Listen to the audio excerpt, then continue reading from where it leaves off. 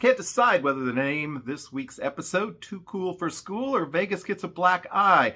Either way, it's time for Vegas Weekly. Check it out.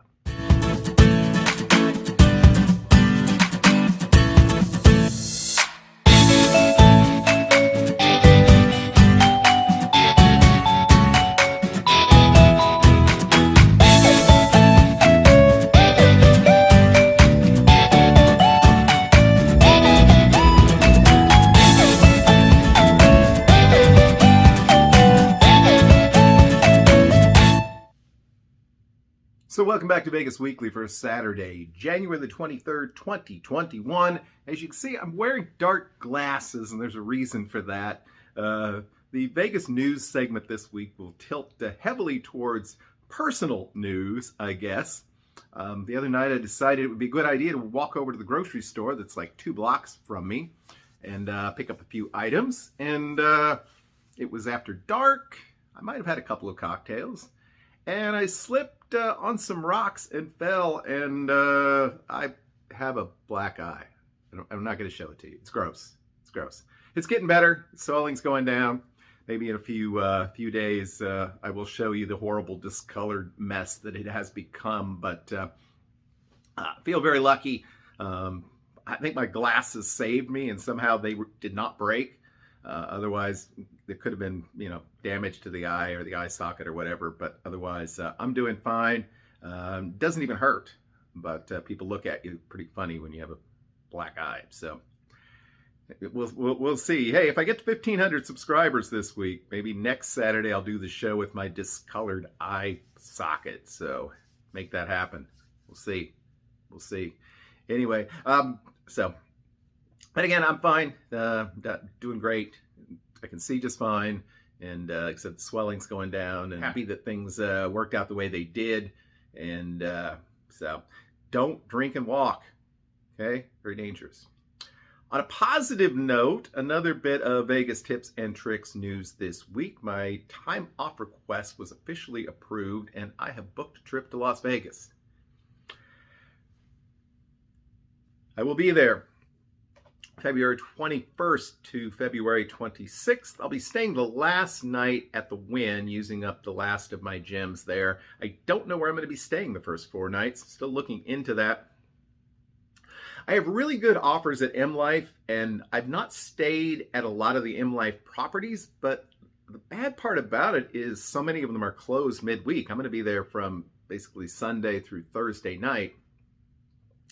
And that rules out places like Mandalay Bay, which I've stayed at Delano, beautiful. I know I can get free room there, but I was hoping to check out someplace new. Park MGM closed. Mirage closed midweek, no option there. So a few places I might have considered that I can't. I won't stay at Bellagio or Aria because I only have like 1 night free there. I could look at Vidara. I have looked at Nomad. That's a possibility.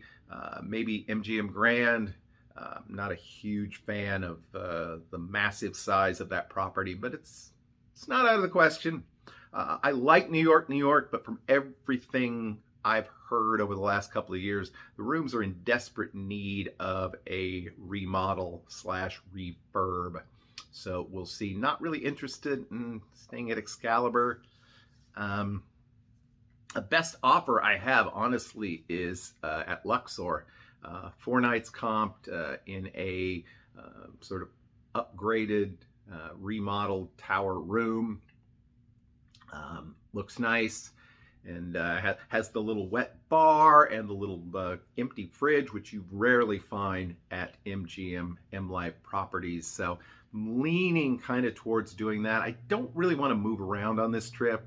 I just want to get there and crash for a few nights and enjoy myself. And I had a really good time at Luxor in October, so I'm thinking maybe that's still the way to go. If you've got any ideas, any suggestions, let me know. Like I said, I found some amazing room offers at like Mandalay Bay for suites and stuff, and then I was like, wait a minute, they're not even going to be open. So what's the point? Speaking of what's the point, in Vegas news this week that does not involve me, The Biden administration came in, and there have been suggestions that some of the international travel restrictions that have applied over the past several months will be eased, but it appears that that will come at a cost. If you actually are from outside the United States and you want to come here, you'll have to have a negative COVID test, and then you'll have to quarantine for 2 weeks. Okay. How many people are going to travel from Great Britain or Canada or wherever it might be and come to the U.S. and then quarantine for 2 weeks before they start their vacation? It's very confusing. The Lord giveth and the Lord taketh away, and I don't really know what to make of it. Okay, we're going to have opinion moment, okay? Personal opinion moment. This virus is everywhere. It's not like we're keeping it out. It's already here. So I don't understand this sort of thing about travel. I have some trepidations about going to Vegas. I want to go because I just need some time away. But honestly, when I think about my interactions with people at my job versus what I will do when and if I get to Vegas, I am much, much safer traveling. Maybe the flight, there's some issues there, but I am like this far from dozens and dozens and dozens, maybe hundreds of people every day.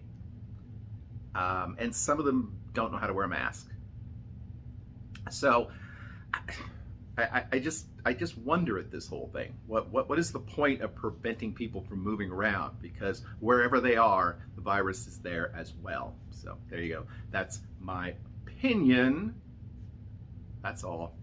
I saw something today on Twitter that was a bit disturbing. Of all 50 U.S. states, according to Bloomberg, Nevada has had done the poorest job of distributing the vaccine. Well, just over 4% of Nevada residents have received it. Not that everyone necessarily wants to receive it. There are certainly concerns about the safety of the vaccine as well, but certainly disappointing that Nevada would rank so low on that particular metric. But anyway, so we will probably put together some kind of a pre-trip live stream here in a couple of weeks. I don't know exactly once I figure out my hotel choices. Hey, if you have a suggestion for where I should stay, hit me up in the comments below and let me know what you think. Maybe we'll spin a wheel or something. We've done that before. We did it, ended up at the Plaza, as I recall, a couple of years ago, I think. So, but we will definitely do a live stream sometime in the next 2 to 3 weeks. We haven't done one in a while. It's always fun to connect with all of my viewers, listeners, etc. We, a few months ago, got introduced to a gentleman named Vino. He has a channel called 60 Second Cocktails, 62ND. But he mixes up cocktails inside 60 seconds, has some really interesting stuff. Was nice enough to give our buddy PJ the week off. So we are going to send you over to Vino for this week's cocktail of the week. Hey, Johnny boy, thanks for having me on the show once again. For those of you that don't know who I am Vino Valentino, and I have a little show on YouTube called 60 Second Cocktails, where I try to make a delicious cocktail in under 60 seconds. Ladies and gentlemen, last time I was here, I made a poker face. So I'm gonna stick with that whole Vegas theme and make something called a casino. All right, guys? I got my little cheat sheet here, so let's go through a little bit of the cocktail's history, all right, guys? Now, the cocktail was created or first appeared in the 1930 Savoy cocktail book, all right, guys? Now, in terms of what's in the sauce, we're gonna be using 1.5 ounces of London dry gin. There is another version of the cocktail that uses something called Tom's Old Gin, which is a little bit of a sweeter gin, all right, guys? This version is modified for London Dry, which is a much more common gin for you guys to find, all right, guys? Then we're doing 1/2 ounce of lemon juice, 1/2 ounce of Luxardo maraschino liqueur. This is not the stuff inside the cherry jar, guys. This is actual liquor. That stuff in the jar is just like a sugar, you know? Then we're going to do about 2 dashes of Angostura bitters, but we're going to do the orange bitters, okay, not the aromatic bitters. And then we're going to do a garnish of a cocktail cherry, right, guys? We're going to be making that in a shaker, and we're going to be serving that in a Nick and Nora glass, but you guys can do it in a martini glass. You could do it inside of a coupe. You could throw it inside of a paper cup. I don't care what you do as long as you have something to put it in, or you can drink it right out of the shaker. That's completely up to you, all right? No judgment zone here, guys, all right? Anyway, so the theme of my show is to make a cocktail in under 1 minuto. So we are going to get our glass out, all right? I like to keep my glasses chilled. It keeps the cocktail chilled. We are going to begin our challenge, 60-second cocktail challenge, right about now. All right, guys, so the first thing I'm going to do is put ice inside of my shaker, all right, and a little bit on the floor there. And then I'm going to do 1.5 ounces of London dry gin. Like I said, this version of the recipe is using that. Then we do 1/2 ounce of maraschino liqueur, all right. Then we're going to do, we're going to do 1/2 ounce of lemon juice, all righty. We're going to do 2 dashes of orange bitters, 1, 2, and we're going to give this bad boy a shaky shaker. All right, we're doing really good on time, right? We got about, you want to give it a shake about 15 to 20 seconds. Just make sure it gets nice and cool and it dilutes so that it's not too potent of a cocktail. And then what I'm going to do is I'm going to double strain it just to get any ice bits out. You guys don't got to do that. All right, folks, we're definitely going to be on time here. Right, it's always good to be on time, and boom, we are done with the cocktail, folks. Let us give ourselves a nice little pour. All right, let's get into that. Nice, clean looking cocktail. Look at that, that's a pretty white color. All right, let me see if I got any more in there. I should have, sometimes the ice will clog up the shaker a bit, so you gotta make sure you give it a nice little shaker. Make sure you get all of it out, right? Because you don't want to leave any of that stuff behind, man. This is good stuff. This is prime time. All right, folks, so there it is. Now we're going to put our garnish on there so it looks all pretty like. And ladies and gentlemen, we have ourselves a casino cocktail. And don't she got a pretty mouth? All right, that is a beautiful looking cocktail. Now let's give this bad boy a sippy sip. I'm going to take off the garnish there so I don't get poked in the face with the cherry stem. See what this bad boy tastes like. Right in the nose, you're gonna get those botanicals from the gin, and you're gonna get some of that citrusy lemon flavor aromas, and I see what it tastes like. Ooh, yeah, that's good. It's very gin forward, but you do get some of that beautiful lemon flavors in the background. It's a bit of a dry cocktail, has a lot of acid from the lemon and then the dryness from the gin. And then the maraschino liqueur is also like an almondy taste to it. You're getting that also. It's a nice, stiff cocktail. It's a drinker's drink. It's a great cocktail to sip at the casino while you're maybe playing some poker. I know a lot of you guys like to play the slots. I'm sure that if you win enough money or lose enough money, you might need 2 of these bad boys. Yeah, that's absolutely delicious. All right, guys. Well, JR, Johnny Boy, thanks again for having me on the show. PJ, I love you, pal. See you soon. Talk to you soon. And to all of the Vegas Tips and Tricks family, when life gives you lemons, you make yourself a cocktail. Be sure to check out my channel down below and make sure you subscribe to JR's channel. All right, guys? If I come looking for you. Cheers. Hey, Vino, thanks. That looks like a really interesting cocktail. I will say there's a link immediately below this video to Vino's channel. It does some really interesting things, and you know, you don't have to be a raging alcoholic to enjoy a cocktail. Okay, it helps, but you don't have to be.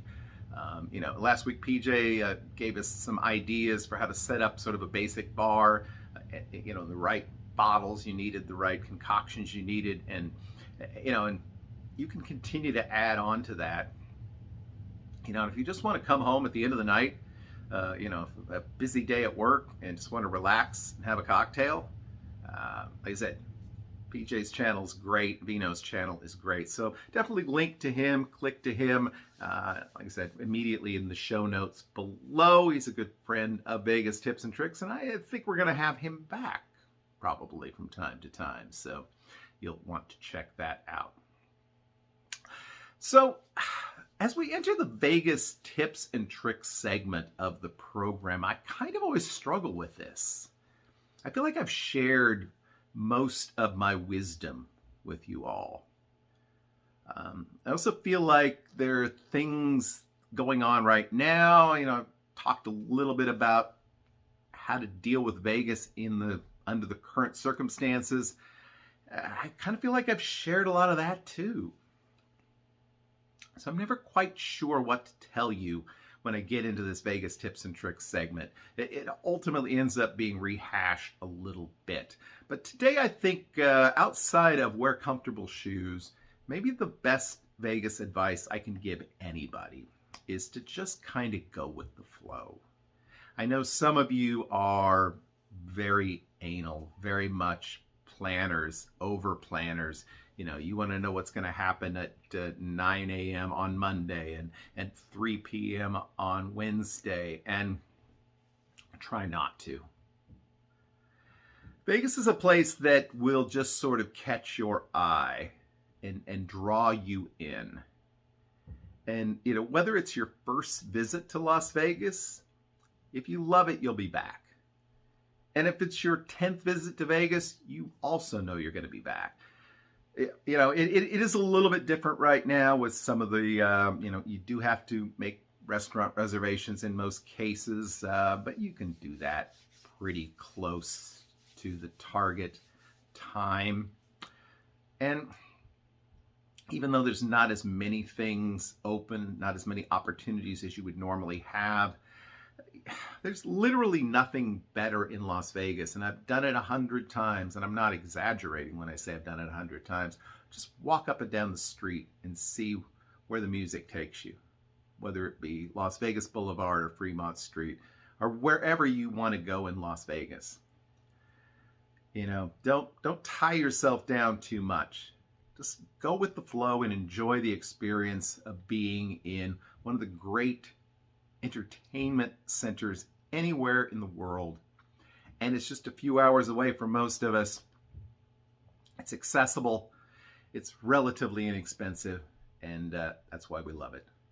So, all right, thanks for being a part of another episode of Vegas Weekly. We will do something this Wednesday. I don't know what it's going to be yet. Really enjoyed doing the little photo montages, but I don't know if we'll go back to last year and do that, or we'll do some This Week in Vegas history. But we'll bring you something on Wednesday. And we'll be back again next Saturday with another episode of Vegas Weekly. Until then, I hope that you have a great, lucky, and healthy week. We will see you soon. Bye-bye.